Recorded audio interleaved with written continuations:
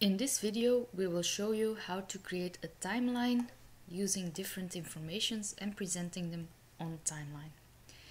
This is how it can look in the front end, where we see on the bottom the timeline navigation, some dates and the items presented on the timeline. On top, you can see detailed information, media or an image, and the possibility to navigate through the timeline using the arrows. If you would want to add a timeline to your exhibition, you have to create a new page. And this page has to have the page type timeline. As we can see here in the backend, timeline has been highlighted. You choose the page and then you add it with content.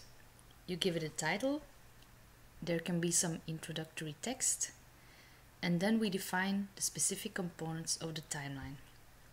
The timeline has to have a start date at first. This start date usually coincides with the date of the first item that you want to display on the timeline.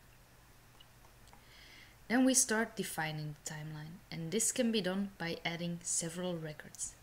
For example, in this example, there are 5 records defined on the timeline, and if we go back to the front end, there are indeed 5 items displayed on the timeline. If we take a look at a record, we can see what it is composed of. You have to indicate a start date, and if it's an event that spends more time, you can also add an end date to the event.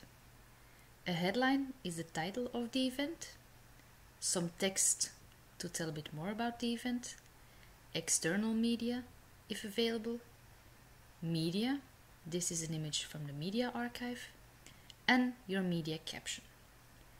If we check how the insertion of the media works, you can see that automatically here you are linked to the media archive library and you can select any image you want.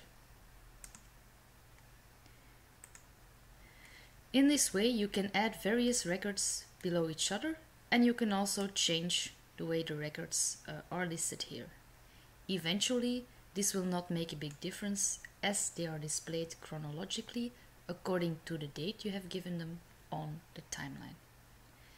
Once you have added all your records, you click on the Save button and you will see that they are all displayed here in a timeline.